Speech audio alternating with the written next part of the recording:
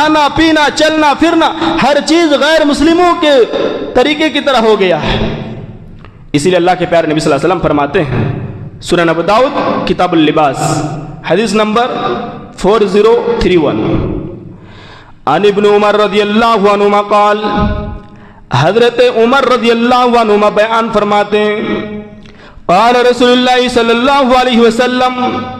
اللہ کے پیارے نبی جناب محمد رسول اللہ صلی اللہ علیہ وسلم نے بیان فرمایا، من تشبہ بقوم فہو منہم، جو شخص کسی غیر مسلم کی مشابہت اختیار کرتا ہے، جو شخص کسی کافروں کی کسی غیر مسلموں کی مشابہت اختیار کرتا ہے، اللہ کے پیارے نبی صلی اللہ علیہ وسلم فرماتے ہیں فہو منہم، تو وہ انہی میں سے ہو جاتا ہے۔ یعنی اگر کوئی شخص غیر مسلموں کی مشابہت اختیار کرتا ہے تو وہ انہی میں سے ہو جاتا ہے،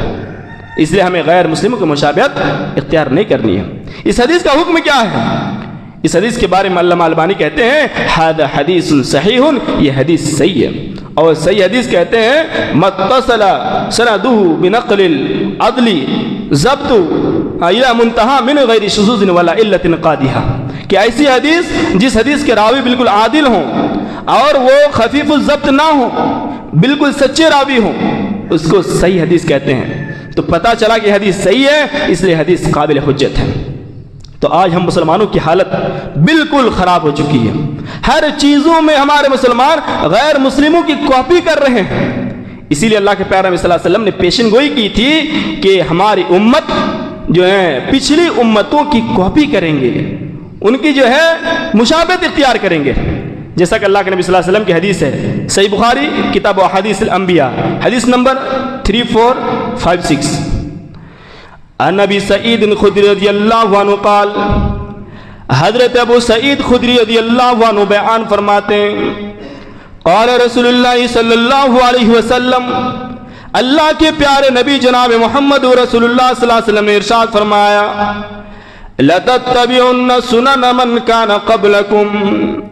اللہ کے پیارے نبی صلی اللہ علیہ وسلم فرماتے ہیں